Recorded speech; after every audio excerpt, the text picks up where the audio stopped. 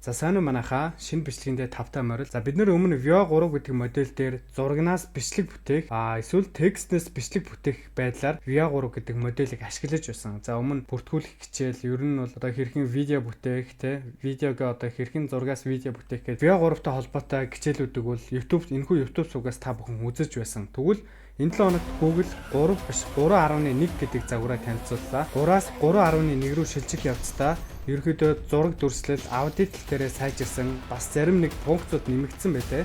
Тэгэхээр өнөөдрийн бичлэгээр хэдүүлээ яг юу өөрчлөгдөж, юу нь сайжирч, ямар функц нэмэгдсэн талаар дэлгэрэнгүй үзэх болно. За тэгээд энэхүү бичлэгээ үзэхээс өмнө та бүхэн энэхүү YouTube сувгаа дагаагүй байгаа бол яг одоо энэхүү YouTube сувгаа дагаад энэхүү бичлэгэн дээр лайкгээ дараад тэгээд бичлэгээ тухтаа сууж үзээрэй.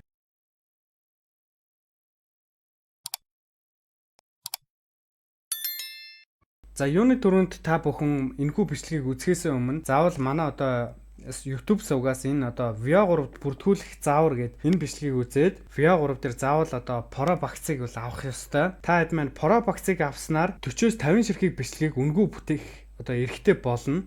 Тэгэхээр заавал эхлээд энэ бичлэгийг үзээд энэ дээрээс одоо үнгүй одоо бүтээх эрхээ авсныхаа дараа өнөөдрийн энэ одоо 3.1 гэдэг моделийг бол ашиглах байгаа. За биднэрт ямар нэгэн VPN хэрэгтэй. Бид нар өмнөх бичлэгэн дээр одоо Proton гэдэг VPN-ийг бол ашиглах зааврыг зааж өгсөн байгаа. Та нар тэрийг ашиглаж болно.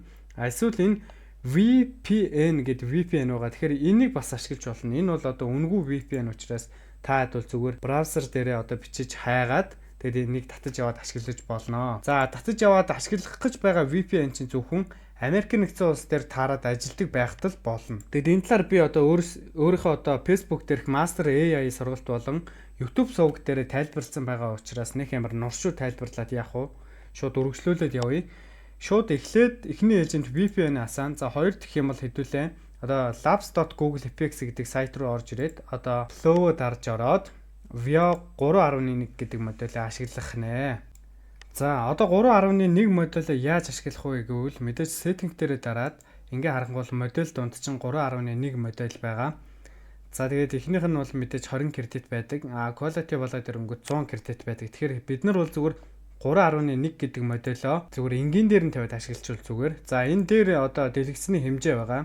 Компьютерийн дэлгэцний хэмжээтэй бол 16 Hz нь 9, гар утасны дэлгэцний хэмжээтэй бол 9 Hz нь 16 байгаа. За энэ дээр болохоор мэдээж хэдэн ширхэг бичлэг. Одоо та нэг промпт өгөөд нэг ширхэг бичлэг гаргах юм уу эсвэл дөрвөн ширхэг бичлэг гаргах юм уу гэж сонголт байгаа. Тэгэхээр энэ дээр бол хэдүүлээ зүгээр нэг гэдгийг нь сонгочход болно.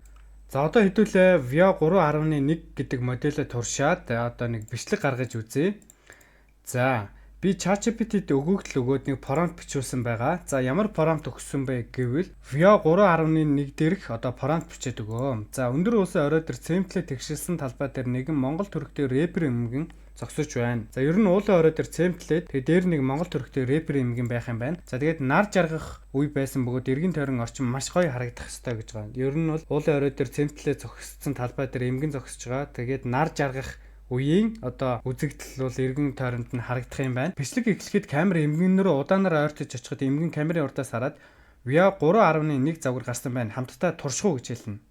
За тэгээд эмгэн текстээ хэлж дуусгаад ардлын камер дээр одоо манай нэр одоо гарч ирнэ гэдэг өгөгдлийг бол би өгсөн байгаа. За ингээд ChatGPT бол биднэрт ингээд промптыг гаргаад өгсөн. Энийг нь хэдүүлээ копидж аваад энэн дээрээ авчраад text to video гэдэг дээр нь тавиад энийг дараад тэгээд үргэлжлүүлэх дарнаа. Veo 3.1 загвар гарсан байна. Хамтдаа турших уу?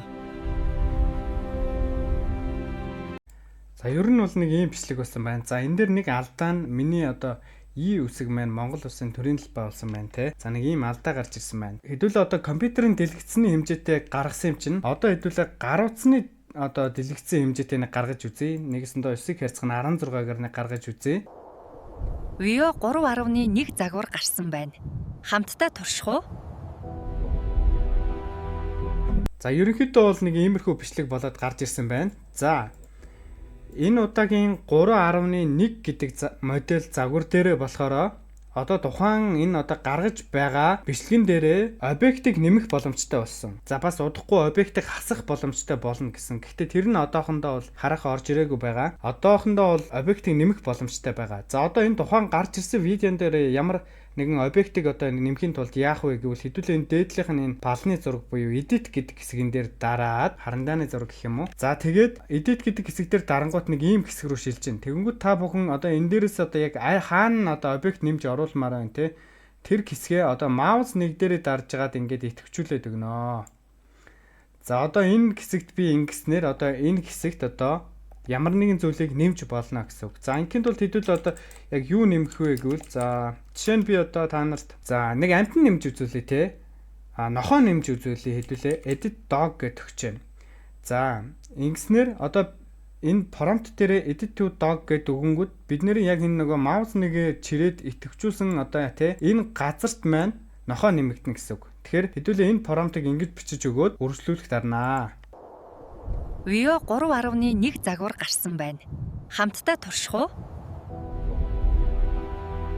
За энэ бичлэгнээс харах юм бол бидний яг нөгөө нэг тэмдэглэсэн газарт маань нохоо орж ирсэн байна те. За Vio 3.1 бодит юм шиг нохоо орж ирсэн байна. За ер нь бол ингээд 3.1 гэдэг моделийн нэг даваа тал нь одоо ямар нэгэн объектыг бол нэмэх боломжтой болсон байна. За дараагийн нэг шинжлэгдэж орж ирсэн зүйл юу вэ гэвэл бид нар Premise to Video гэдэг энийг бол мэднэ өмнө ашигладаг байсан. Энэн дээр зураг өгөөд тэгээд текстээ өгөөд видео бүтээдэг байсан. Тэгвэл Premise to Video-н дээр нэг нэмэгдэж орж ирсэн зүйл нь юу вэ гэвэл өмнөх ба дараах кадр буюу start to end гэдэг одоо фрейм нэмэгдэж орж ирсэн байгаа. За бид нэр одоо Killing AI дээр маш сайн мэднэ. Бид нар Killing AI дээр маш их ашигладаг байсан.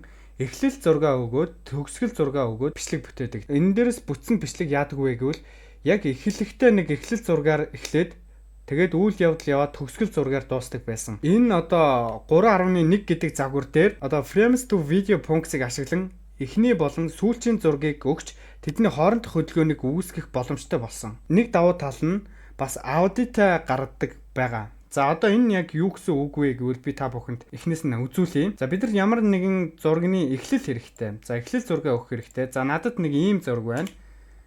За энэ зургаа ингээд оруулаад өгчнө. За хоёр дахь зурган дээр бид нар төгсгөл зургаа өгөх ёстой. За төгсгөл зураг гэдэг нь ерөөдөө саяны эхэлсэн зургаар видео маань эхлээд төгсөхдөө яг ямар зургаар төгсөх вэ гэдгийг асууж байгаа. Нэгэсэндээ эхлэл ба төгсгөлийн кадрыг харуулах хэрэгтэй. Хоёр зургийг өгнө. За энэ дээр би энэ одоо бага тайлж байгаа зургийг нь бол ингээд өгчээ. Бага өмсцэн зураг, бага тайлж байгаа гэсэн энэ хоёр зургийг өгчлөө. За одоо би яах вэ гэвэл ChatGPT рүү ороод prompt бичүүлсэн байгаа. Эхлэл зураг болон одоо бага тайлж байгаа хоёр зургаа өгөөд за энэ хоёр зургийг ашиглаад Veo 3.1-ийн одоо Premise to Video функцийг ашиглаад эхний болон сүүлчийн зураг одоо өгч видео бүтээх гэж байгаа. Чи надад prompt бичээд өг. Эхний зурган дээр байгаа баг өмссөн самурай маань бага тайлж байгаагаар одоо prompt бичүүлж байна. За ингэснээр ChatGPT яах вэ гэвэл биднэрт prompt-ыг бичээд өгнө. Гарч ирсэн prompt-ыг нь хэдүүлээ copy хийж аваад энэ дээрээ авчирч хийж өгөөд үргэлжлүүлэх дарнаа.